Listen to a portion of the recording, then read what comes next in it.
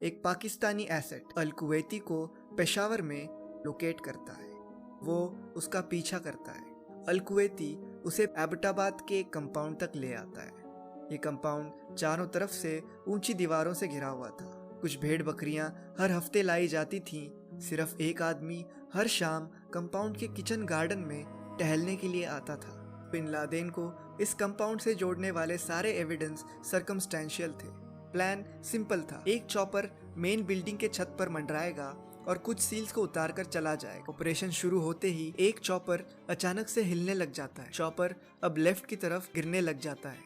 Kuwaiti भारी गोलीबारी शुरू कर देता है। दरवाजा खुलता है और अल कुवैती की बीवी अपने 3 बच्चों के साथ बाहर आती है। एक सॉलिड मेटल डोर उनका रास्ता रोकता है। अपने ही घर में कौन सीढ़ियों पर दरवाजा बनाता है। सील ने फिर उसका नाम विस्पर किया, खालिद। हे खालिद। खालिद सीढ़ियों पर मारा जाता है। 2 नौजवान औरतें उन पर हमला करने की कोशिश करती। एक सील तुरंत इन्हें दीवार की तरफ धकेल कर ले जाता है। जैसे ही अमरीकी जवान अपना हथियार उठाता है, अमल उसके ऊपर टूट पड़ती है। बिना अतिरिक्त समय गवाए सील निशाना लगाता है।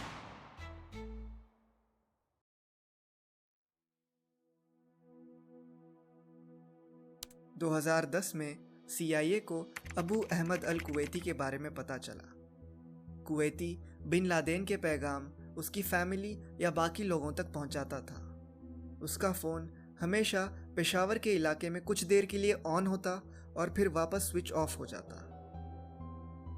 कुछ दिन कड़ी नज़र रखने पर CIA के लिए काम करने वाला एक पाकिस्तानी एसेट अल कुवैती को पेशावर में एक वाइट जीप में लोकेट करता है।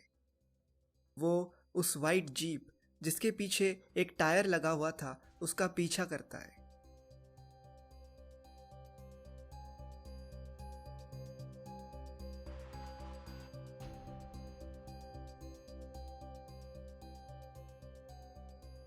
पीछा करते करते अल कुवैती उसे पेशावर से 2 घंटे दूर एबटाबाद के कंपाउंड तक ले आता है। इस कंपाउंड के अंदर 2 इमारतें थीं। इस गेस्ट हाउस में अल कुवैती अपनी वाइफ और बच्चों के साथ रहता था और मेन बिल्डिंग में अल कुवैती का भाई अबरार अपनी फैमिली के साथ रहता था। ये दोनों भाई बिल्कुल भी अमीर नहीं थे, तो इनके पास इतना कीमती मकान आया कहां से। ये कंपाउंड पड़ोस के घरों से लगभग 8 गुना बड़ा था। ये कंपाउंड चारों तरफ से ऊंची दीवारों से घिरा हुआ था। 10 से लेके 18 फुट तक ऊंची दीवारें बार्ब्ड वायर या तारों से लैस थी। इस घर के लोग बहुत रेयरली बाहर जाते। इनका खाना इनके किचन गार्डन में उग जाता था। कुछ भेड़ बकरियां हर हफ्ते लाई जाती थीं, तो सिर्फ चुनिंदा चीज़ों के लिए ही इन्हें बाहर जाना पड़ता था। यहाँ तक कि घर का कूड़ा भी ये लोग कंपाउंड के अंदर ही जला देते थे। इस घर में ना कोई इंटरनेट था, ना कोई फ़ोन लाइंस थी। सिक्योरिटी का पूरा ध्यान रखा गया था। इन दोनों भाइयों के बच्चे भी सिर्फ स्कूल के लिए ही बाहर निकलते थे। कुछ दिन तक इस कंपाउंड पर नज़र रखने पर CIA को कुछ ज़रूरी बातें पता चली। पहला ये कि मेन बिल्डिंग के 2nd और 3rd फ्लोर पर एक और फैमिली रह रही थी, जिसका कोई भी मेंबर कभी भी बाहर नहीं निकलता था। इस फैमिली के बच्चे कुवैती के बच्चों की तरह स्कूल के लिए भी नहीं निकलते थे। सिर्फ एक आदमी हर शाम कंपाउंड के किचन गार्डन में टहलने के लिए आता था। इसकी कदकाठी बिन लादेन से हूबहू मिलती थी, लेकिन CIA को इस आदमी की एक क्लियर तस्वीर कभी नहीं मिली, क्योंकि इस घर को इस तरह बनाया गया था कि सैटेलाइट भी अंदर तक ना देख सके। मेन बिल्डिंग के टॉप फ्लोर के बालकनी में एक 7 फुट ऊंची दीवार थी, जो किसी भी बाहरी नज़र को अंदर झांकने से रोक रही थी। इस फ्लोर पर सिर्फ 2 खिड़कियां थीं, वो भी रिफ्लेक्टिव मटेरियल से कोटेड, जिससे कोई अंदर ना देख सके। CIA के पास बिन लादेन का उस बिल्डिंग में होने का इससे ज़्यादा ठोस सबूत कभी नहीं था। न बिन लादेन कभी सैटेलाइट पे दिखा और ना उसके वहाँ होने की कोई फ़ोटो थी। बिन लादेन को इस कंपाउंड से जोड़ने वाले सारे एविडेंस सर्कमस्टेंशियल थे। पहला, अबू अहमद अल कुवैती। जो अलकायदा कैदियों की माने तो बिन लादेन का कुरियर था। दूसरा, गार्डन में टहलने वाला वो आदमी जिसकी कद काठी बिन लादेन से मिलती थी। और तीसरा, ऊपर के 2 मंजिलों पर रहने वाले लोगों का नंबर बिन लादेन फैमिली से मेल खाता था। 3 औरतें और कुछ बच्चे, जिसका अंदाज़ा CIA ने बाहर सूख रहे कपड़ों से लगाया था। बस इतने एविडेंस के आधार पर प्रेसिडेंट ओबामा को फैसला लेना था, क्योंकि 10 साल में पहली बार बिन लादेन की लोकेशन की कोई लीड मिली थी और वो इसे खोना नहीं चाहते थे। ओबामा ने इस कंपाउंड पर अटैक करने का फैसला ले लिया।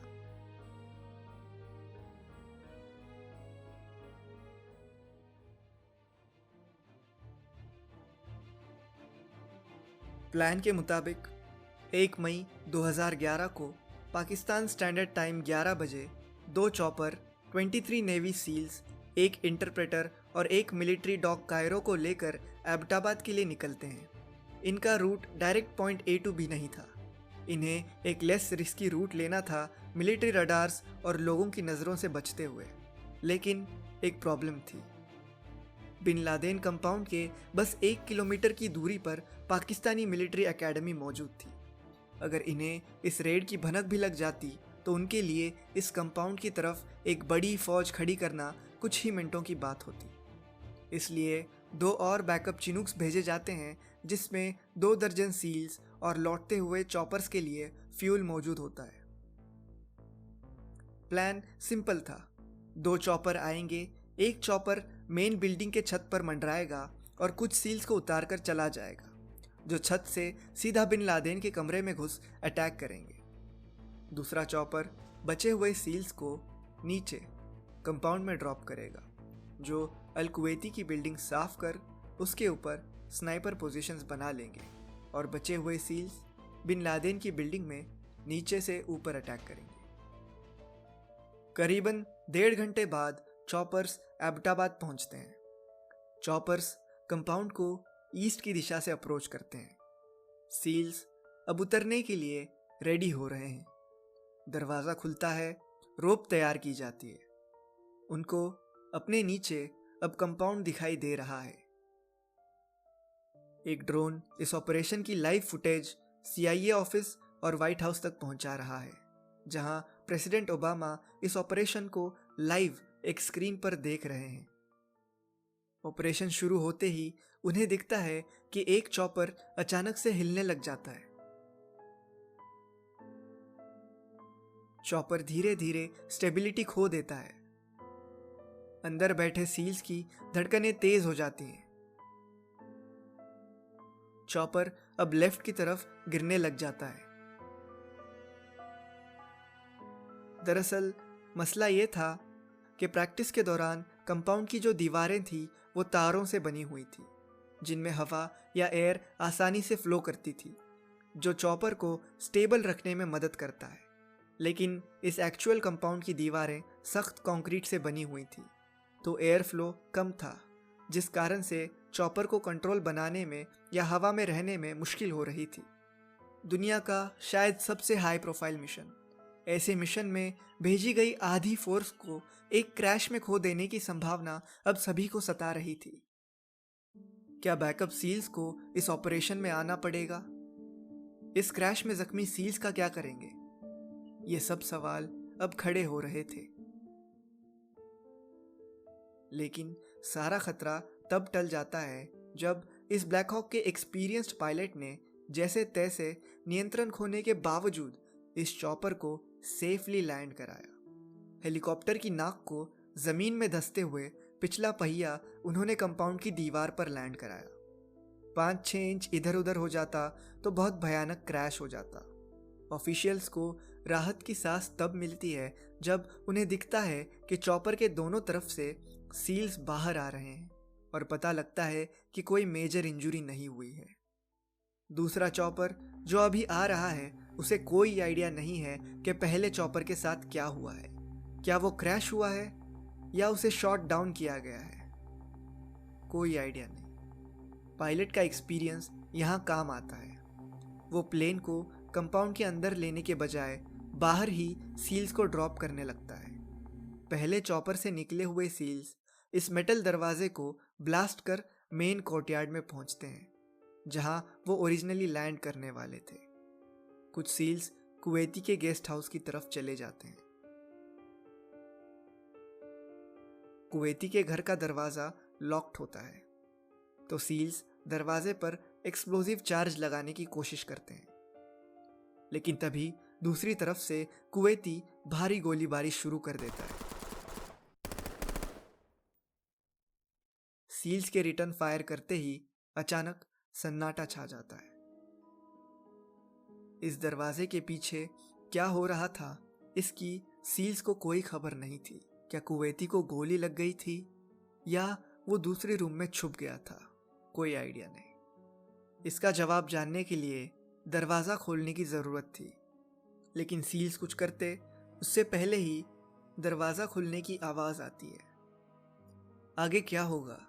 क्या अंदर से कोई सूट वेस्ट पहनकर बाहर आएगा? क्या एके से गोलीबारी होगी या हैंड ग्रेनेड फेंका जाएगा? कोई आइडिया नहीं। दरवाज़ा खुलता है और अल-कुवैती की बीवी मरियम अपने 3 बच्चों के साथ बाहर आती है। अबू अहमद अल-कुवैती की लाश पास में ज़मीन पर गिरी होती है।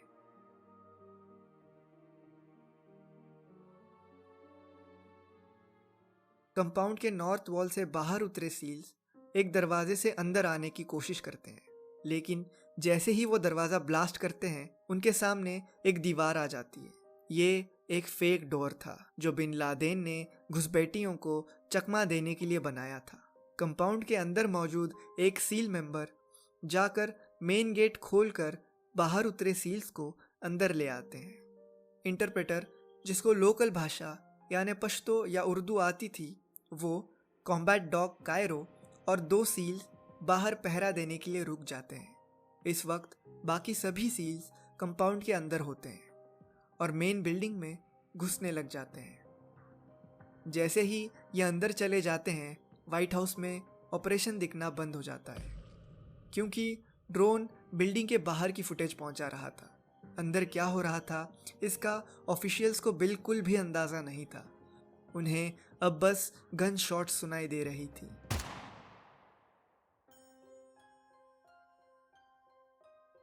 कुवैती का भाई अबरार और उसकी वाइफ बुशरा फर्स्ट फ्लोर पर मारे जाते हैं। अबरार जब वो गन लेने की कोशिश कर रहा था और उसकी वाइफ जब वो उसको प्रोटेक्ट कर रही थी, दोनों मारे जाते हैं। घर में पूरा अंधेरा था। CIA एसेट्स ने उसी रात इस इलाके का लाइट सप्लाई बंद कर दिया था।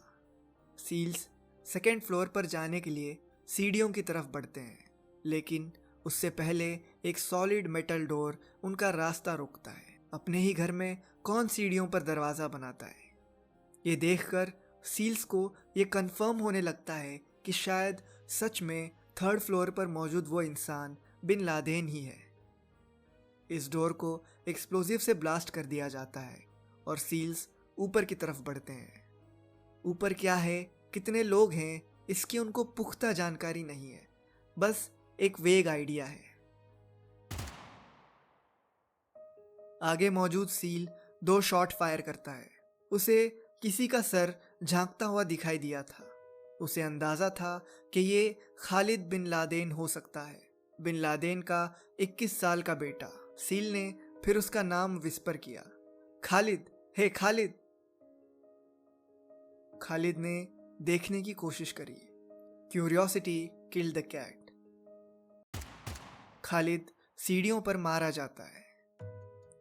सील्स आगे बढ़ते हैं, देखते हैं खालिद के हाथ में एक AK-47 थी, फुल्ली लोडेड और रेडी टू गो। सील्स फिर 2nd फ्लोर पर बढ़ते हैं। कोई राइट जाता है, कोई लेफ्ट। ये फ्लोर ज़्यादातर खाली होता है। यहाँ पर सिर्फ खालिद की माँ, सहम और कुछ बच्चे होते हैं। जैसे ही 2nd फ्लोर क्लियर हो जाता है, सील्स 3rd फ्लोर पर जाने के लिए सीढ़ियों की तरफ बढ़ते हैं।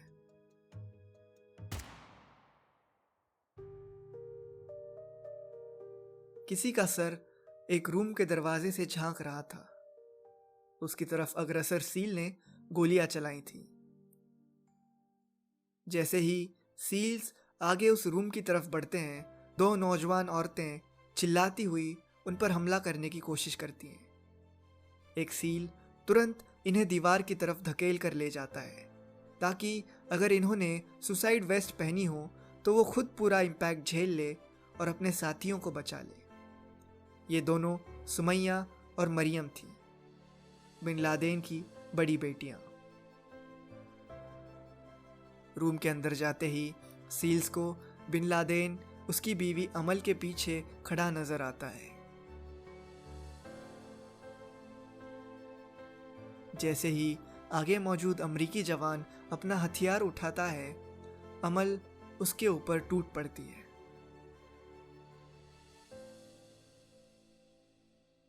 सील उसके घुटने पर गोली चला देता है और वो बेड पर जा गिरती है।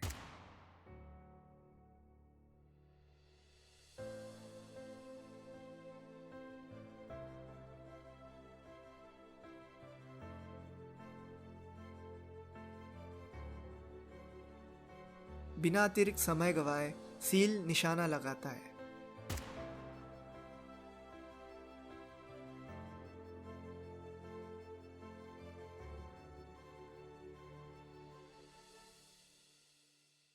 छह फुट 4 की ऊंचाई वाला लंबा अरब जमीन पर खून में लथपथ गिर जाता है। सारे सील्स अब उस अरबी आदमी के पास इकट्ठा होने लग जाते हैं, लेकिन किसी को भी पूरा यकीन नहीं था कि ये ओसामा बिन लादेन है, क्योंकि जो फोटोज इनके पास दी गई थी वो काफ़ी पुरानी थी। अब तक 20 मिनट बीत चुके थे और एक दिक्कत हो गई थी। कंपाउंड के बाहर मौजूद सील्स को पड़ोसियों ने देख लिया था। पाकिस्तानी मिलिट्री तक खबर अब जल्दी फैलने वाली थी, इसलिए रेड कर रही टीम के पास अब ज़्यादा टाइम नहीं बचा था। सुमैया और मरियम को जल्दी से कमरे में लाया जाता है और एक सील जिसको अरबिक आती थी वो उनसे पूछता है कि ये आदमी कौन है। उसामा बिन लादेन, हमारे पिता। ये जवाब मिलते ही सील्स को कंफर्म हो जाता है कि उन्होंने बिन लादेन को मार गिराया है, लेकिन अभी मिशन ख़त्म नहीं हुआ था। कंपाउंड में जो भी सबूत थे, जो इंटेलिजेंस था, उसको अब सील्स कलेक्ट कर रहे थे। इस समय ऑपोजिट रूम में बाकी सील्स ज़रूरी एविडेंस इकट्ठा कर रहे थे। Computers, hard drives, floppy disk, सब कुछ। क्रैश हेलीकॉप्टर जो सीक्रेट अमरीकी टेक्नोलॉजी से लैस था उसे ब्लास्ट किया जाता है ताकि ये पाकिस्तानी इंटेलिजेंस के हाथ ना लगे। बिलाल टाउन इलाका अब ब्लास्ट और गोलियों की आवाज़ से उठ चुका था। पुलिस के सायरन्स बजने लग गए थे। सील्स को जल्दी वहाँ से निकलना होगा। ब्लैक हॉक और बैकअप चिनूक वहाँ लैंड करते हैं और सील्स और बिन लादेन की बॉडी लेकर वहाँ से रवाना होते हैं। इससे पहले कि पाकिस्तानी रडार और एयरफोर्स उन्हें ट्रैक कर पाती, नेवी सील्स अफगानिस्तान सेफली पहुँच चुके थे।